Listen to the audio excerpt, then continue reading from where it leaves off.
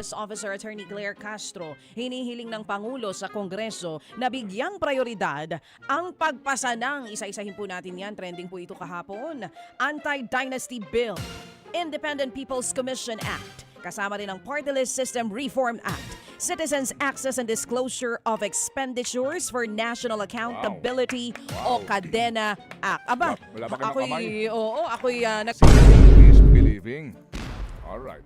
Ngayon, mawalang galang lang po kasi, di ba, hindi naman maitatanggi. Kadalasan, iba ang ginagawa sa sinasabi. Di ba? Kaya please, baka naman pwedeng huwag tayong na naman agad-agad maniniwala. Ha?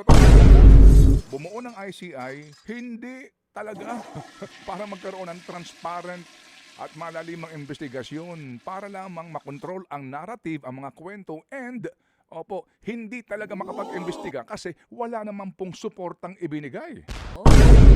Gunita, mga kapatid, minsan po November 27, sinabi po ng ating Pangulo na siya daw po ay binablackmail ni Saldico. Hindi ba? Ano ho ang demand daw ng Saldico? Huwag niyong kansilahin ang passport ko, titigil ako sa paglalabas ng vlog ko. Right? Balikan mo yung balita. Yes, may Tama? ganon, may ganon. So ngayon, nagtataka ho ba kayo bakit hanggang ngayon hindi pa kinakansela ang passport ni Saldico? Bakit? Asan na si Saldico? Ano na yung issue ni Saldico? Kung totoong gusto mo talagang papanagutin ang mga pasimuno nito hanggang sa kaitaas-taasan, bakit di mo siguraduhin na makabalik si Saldico sa Pilipinas? Hindi ko sinasabing, nagpa-blackmail siya. Kahapon po, napag-usapan natin with Dr. Das nga itong issue po ng PhilHealth. At later in the day, muli ho natin babalikan yan sa ilang pa hong mga usapin para ho ninyo maunawaan at maintindihan po ng lubos. At today, ang column po naman ni Jaris Bondok, ano po kung inyo pong babasahin, ang title nito, Baby Girl, bago ho natin tunghayan po itong isang napaka-importanting isyong pambayan, dapat po talaga makialam tayo dito. Sana nga po mga Pilipino ay hindi mapagod. Kasi yung iba na napapakinggan natin, sabi nga, ayaw na namin makinig ng balita kasi nga nakaka-depress. Naku, wag, hindi pwede. Dapat alam natin talaga yung nangyayari. Kasi nga nakakawalan po ng pag-asa. Kasi nga daw nakakawalan ng gana. Alam niyo, yan ang gusto nilang mangyari. Mawalan ka na ng interest para ho sila magpatuloy lamang at palipasin po lamang itong isyong ito at muli po silang ganun pa rin po. Ang Tsatsaniin na naman nila yung pera natin, Alam mo, sabi nga kahapon ng driver. yung ating winner. Alam niyo, Magaling sila mang-tsani ng budget eh. mali ang term na tsani. Ano dapat? Sorry sa ating winner kahapon. Mamaya po mapapadala na po natin yung 2,000 mo at ang ating pagtawag sa iyo eventually sa pangangailangan ng laptop ng iyong mga anak. Ba't mali ang tsani? Kasi di ba ang tsani ginagamit sa pagkuha ng balahibo sa kilikili? Oo, maliliit. Yung maliliit na balahibo talaga. Balahibo. Ikaw naman, partner. Oo. Ano, yung maliliit na buhok. Pag tsani po kasi parang pakupit-kupit lang eh. Hindi po tsani ito. Ano ito? Opo, ito ho ay payloader po ito. Payloader po nila. Kasi nga, ang pinag-uusapan na natin dito, bilyong piso. Ang column ngayon ni Jaris Bonta, basahin po ninyo. Malacanang continues to scam us 92 million PhilHealth members. PhilHealth members. Ang ganda ng explanation niya dito. Opo. Tsaka ito ho yung mga kwentada na pinag-uusapan po natin at ang utang sa atin ng gobyerno para po sa ating pangangailangan medical. Ito ho napakainam pong ipaliwanag nito para ho na talaga natin mabaon sa ating isipan ito hong malaking pagkukulang na ito ng ating pong estado. Mawalang galang lang kasi nga po ang aga-aga. Tunghayan natin itong budget. Ayan, kasi Na minamadali nila. no. Oo. May namadali na naman. Na lagi nagmamadali. Sa tagal, haba ng panahon, talagang tayo ay nagugulat na nagmamadali sila. Lagi. Pag patapos na yung 2026, doon nila raratratin yan. Oo, sige. Eto ho muna kasi may gusto pa ho ako sanang pahapyawan po dito. Mamaya na, after ho ng ating mga panayam, ang ating mga balita, hihimayin po natin itong usapin po ng, kumbaga, issue ng, ang Kongreso, bakit ba lagi nagmamadali? Para bagang napaka-busy nila, no? With all due respect, hindi ho naman sa lahat, may mga masisipag, may mga nagpapagal, may mga talaga naghihimay-himay, pero ilan lamang sila. Alright. Nagkaroon po ng pagbabago sa DPWH budget. Mas binawasan pa daw po in the Senate, no? Ito po ay binawasan pa ng karagdagang 54 billion pesos. Pero saan nila dinala? Yan po yun. Saan nila ibinigay? Hindi pa rin po sa PhilHealth. Hindi pa rin po eksaktamente sa PhilHealth. Chinatsani na nila itong PhilHealth na to. Sorry, talagang mag-iisip ka dito, parang may something, di ba? Kung bakit ayaw nila na ang mga middle class, lalo na, ay makinabang sa PhilHealth. Oo. Hindi Yung po mga ba? paying members tulad Opo, natin. Yung mga direct Oo, contributors. tayong mga nag-aambag mismo na tsani lang ang natatanggap sa PhilHealth budget. Opo, ba'y ipinagmamalaki po nila na naman binigyan ng education sector.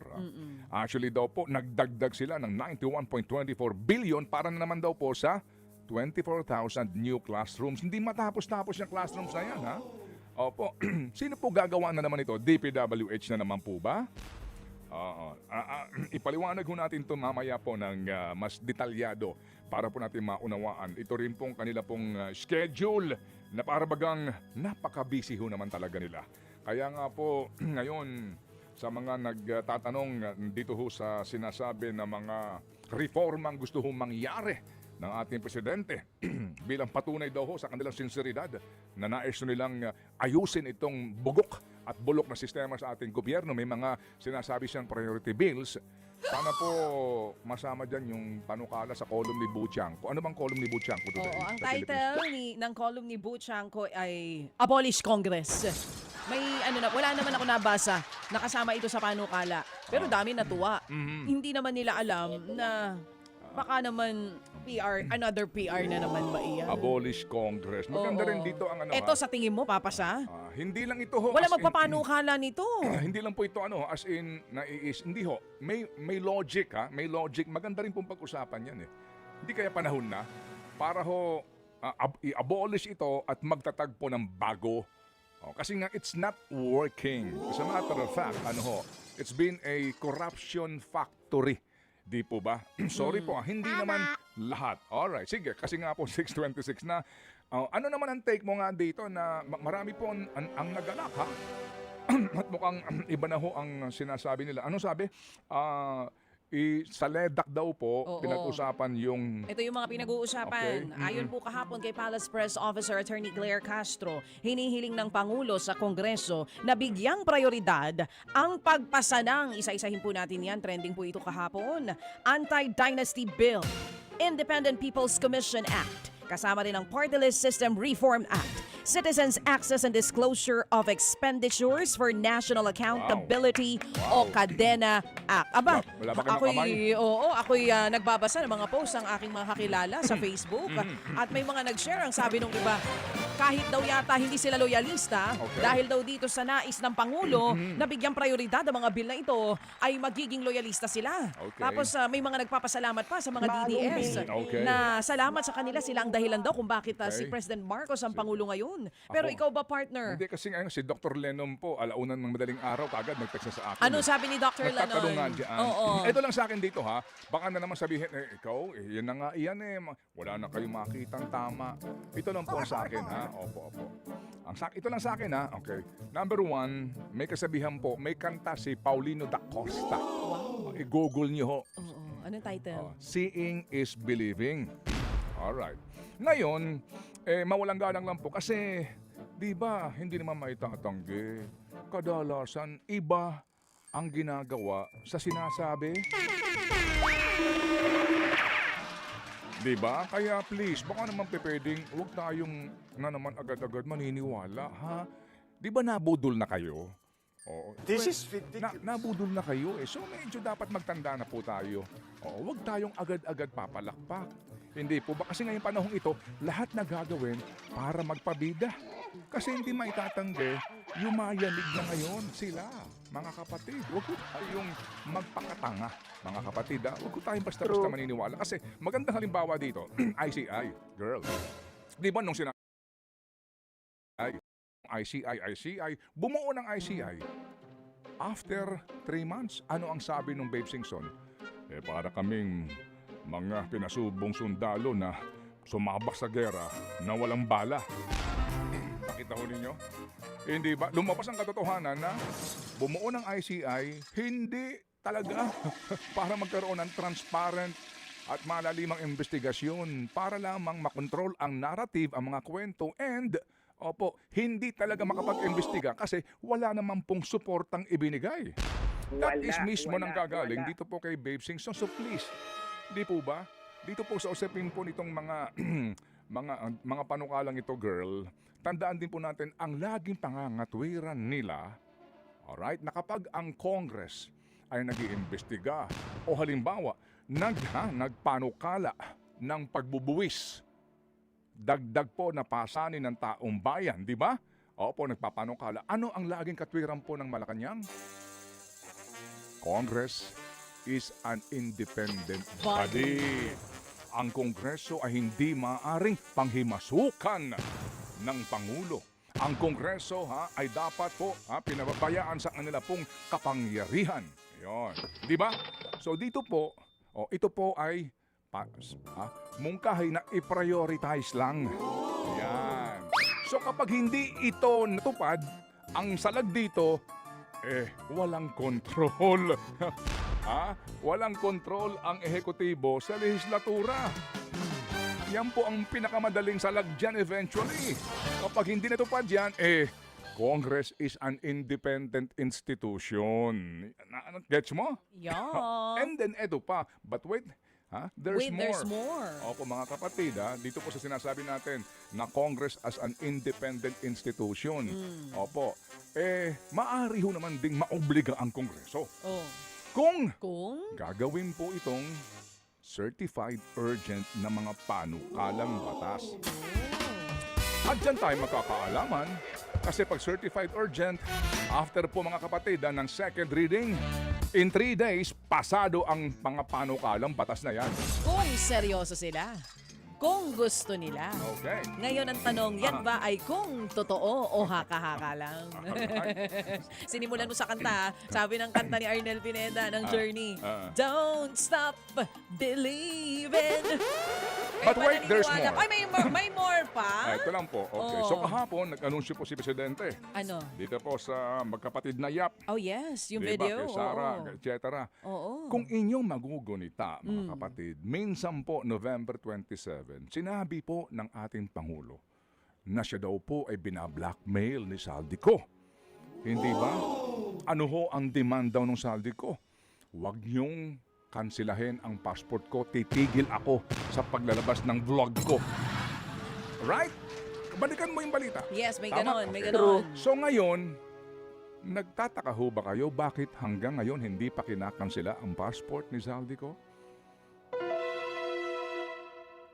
Bakit? Asan na si Saldico? Ano na yung issue ni Saldico? Kung totoong gusto mo talagang papanagutin ang mga pasimuno nito hanggang sa kaitaas-taasan, bakit di mo siguraduhin na makabalik si Saldico sa Pilipinas? Hindi ko sinasabing, nagpa-blackmail siya. Pero kapansin-pansin din ang katahimikan ngayon ni Saldi mo. Napansin mo din, Aaron, parang wala na siyang vlog. Naubusan na ba siya ng issue? Hindi ko sure. Baka nagpapalit lang ng outfit. Just think about it, ha? Oo. Parang may something. Hindi ba kasi, di ba nung naglabas na po ng arrest warrant, may kaso na, di ba ang next dyan is to file an urgent motion for the cancellation of the passport of Saldico. Na ang bilis ginawa kay Harry Roque. So parang ang lagay, ang siste, baka nakapag-usap, parang ganyan. Ang sa akin May lamang meron bang yun. napagkasunduan? May mga tao lang na baka... Pero pwedeng isipin niya ng tao, lalo pa, okay. kailan nyo nga ba kakanselahin ang passport ni Zaldico? at saka si Saldi, anyari?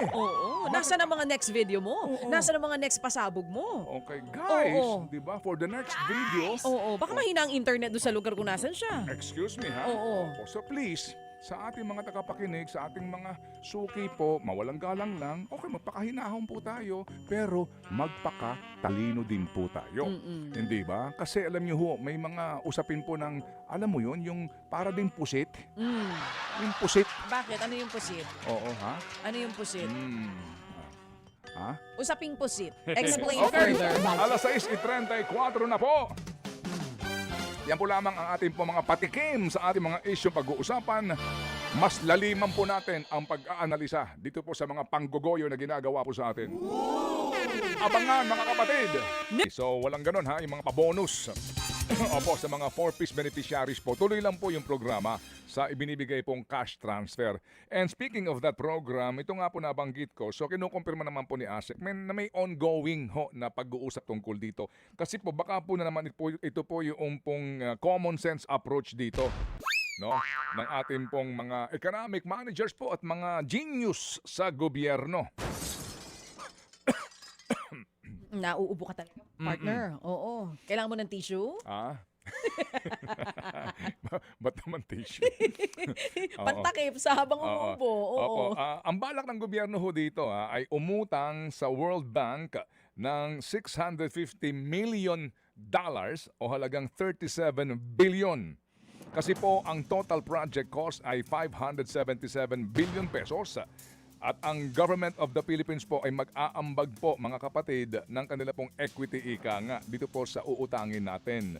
At ang kanila pong sinasabing estimated approval ay March 31 ng 2026. Alright, so uutang tayo sa tatlong components ng programa. Dito po mismo, supporting 4-piece cash transfer. Alright, to strengthen human capital and reduce poverty. Basically po, okay? Oo. Financing a proportion of the 4-piece cash transfers over a period of 4 years. So klaro po, maliban doon sa binabanggit ni ma'am na maganda rin pong programa, no, after ng pag-graduate, ang may tutulong pa para masiguro na hindi na ho sila babalik sa kahirapan. Yung talagang pagiging beneficiary po ng 4P. So basically po, ngayon pa lang sinasabi na uutang ang gobyerno para sa 4-piece cash transfer. Siguro ngayon po ang common sense nitong ating mga genius sa gobyerno na naman na umutang tayo sa isang programang napaka-importante. Hindi maitatanggi ha, ang benepisyo na ibinibigay ng 4-piece. Kaya nga po yan ay institutional na eh. Meron ng kaukulang Republic Act para dyan. At dyan mga kapatid, nung nakdaang budget, if you recall, binawasan yan. Binawasan po yan. Kasi po itong programang ito, sa totoo lang, hindi ganoon. Oo, ang chance ng isa pong mambabatas na makialam sa programa. May shield ito eh, kasi nga identified hango sa pag-aaral, hango po sa pagsusuri, bago ka maging 4-piece beneficiary. May mga iba po siguro ng mga nakakalusot, pero dito ho, basically, mawalang galang lang ho sa mga magnanakaw ha, dito po wala silang kickback. Sorry po, no, na naman, pero iyan po ang katotohanan dyan sa programang yan. Ngayon, uutang para po sa programang ito. Kasi walang pera ang gobyerno. yan. Okay. Kundi Walang pera, pera. kulang ang pera ng Kulang gobyerno. ang pera ng gobyerno. Sir, dyan muna ho ako magtatapos ha, kasi po mamaya babalikan din po natin po ito sa usapin po naman ng pambansang budget natin na ngayon po ay naaprubahan na daw po in the Senate at maging sa Kamara at iyan na po ang lagi niyong naririnig na baykam na iyan. Mamaya po tutunghayan natin yan. Hindi lang natin alam, girl, magkano kaya ang naipasang MAIF sa versyon ng Senado? Ito po yung guarantee letter sa mga politiko na hinihingi ng mga pamilya pong Pilipino na nangangailangan ng tulong pinansyal sa pagpapagamot. Wala rin po tayong balita kung magkano ba itong AX na ito. Okay, bagamat ang balita nga po mga kapatid na yung pong DPWH budget ay binawasan pa. Oo. Okay, may dagdag po na bawas pero saan nila inilagay? Saan nga? Yan, di po ba? No? Yan din po maganda ho nating malaman. Kasi nga at the end of the day, ang ating pong katanungan din dito ay yung pong paglalaan nila ng pera sa mga dapat talagang laanan nga sana ng pera, partikular sa kalusugan ng mga Pilipino. Yung PhilHealth na sinasabi po ng mga doktor na nag-aaral sa isyong ito, magkano pa po ba ang deficit ng ating pong estado sa pondo ng PhilHealth? Malaki po ito at ating hihimayin muli. Sa punto ng mga kapatid, ngayon ay Human Rights Day.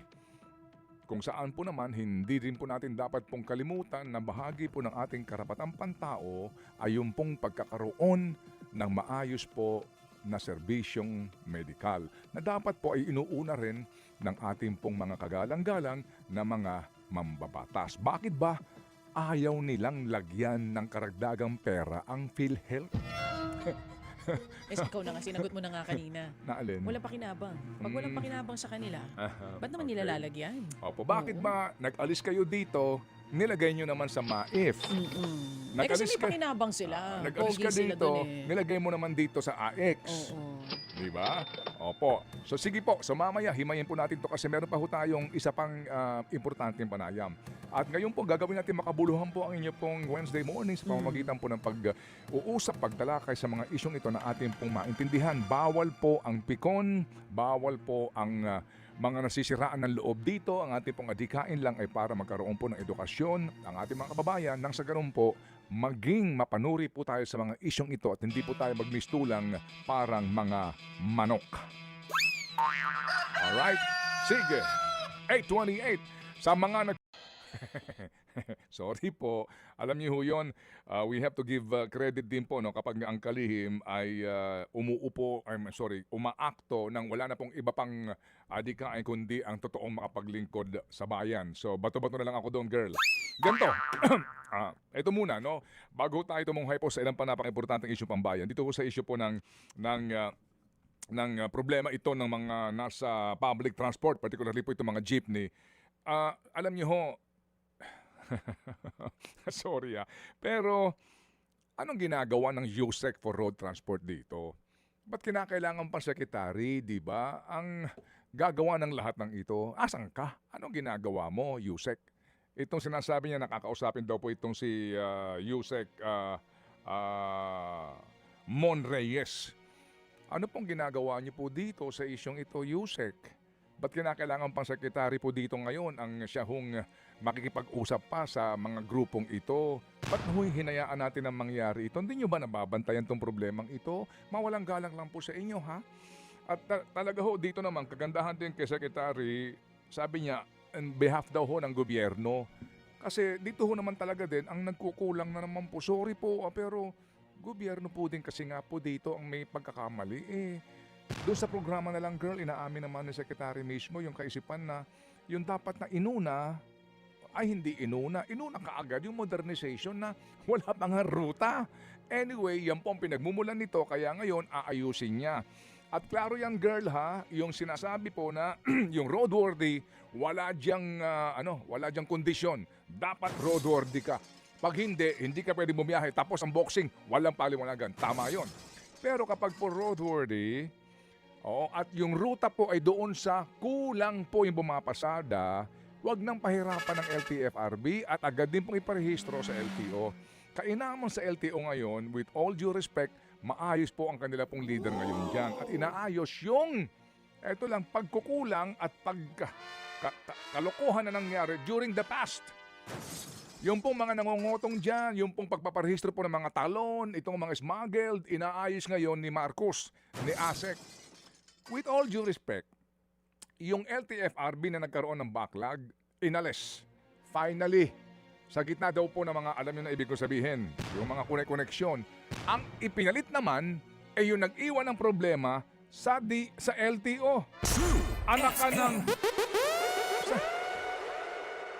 So yung pong nag-iwan ng malaking problema sa LTO na inaayos ngayon ni Marcos, nandito sa LTFRB. So aasahan ba ho natin na aayusin niya ang problema dyan o siya po ay isa pa rin problema ngayon? Ito ang problema kapag po ang pinagbabasehan sa appointment ng mga nanunungkulan, lalo na sa mga kritikal na mga bureau o mga tanggapan ay ayon sa lakas ng kapit ng tao, hindi sa kanya pong competence and ability to perform and serve the people. Yan ho ang problema din po sa atin. Ang inuuna, girl, ay kung sino ba ang koneksyon mo o kapit mo. Di ba? Kung katakot-takot ang iniwan ng problema dito, ba't mo pa i-appoint sa isa pang tanggapan na napakaraming problema? Tapos ngayon sasabihin niya, aayusin ko ito. Hello? Think about it ba? Sorry po. Ang palakasan system dito sa Pilipinas ay kahit kailan mukhang hindi na talaga mawawala. Hindi po ba, sir? Opo, yung pag-appoint natin sa napaka-critical na tanggapan, hindi to po modernization. Dito mga kapatid po, public transport. Dito po, hanap buhay ng mga single operator. Dito po, sinasakyan ng pangkaraniwang manggagawa. Ba't pa napakahirap pa ito? Hindi po. Parang may isa man lulumo ka. Pero sabi nga ho nila, wag ko tayong mapagod. Wag ko tayong mawalan po ng pasensya. Wag ko tayong bumigay. Kasi nga, dapat pagtulong-tulungan natin ng maayos ito. Paano ito aayos kung hindi ho tayo mag-iingay, di ba? Yan po lamang sa atin, ha? Easy lang po kayo. Baka ang aga-aga, pagod na kayo. Uy, 9:07 na. In fairness, hindi tayo pa napapagod doon sa 3 oras. May 1 oras pa tayo mga kapatid dahil 4 hours tayo dito, tandaan ninyo. Pero bago ang lahat, ang oras na muna natin, 9:07. Kayo ba'y stress at pagod? Ito ang bagay sa inyo. Ulta Bio, ang postbiotic.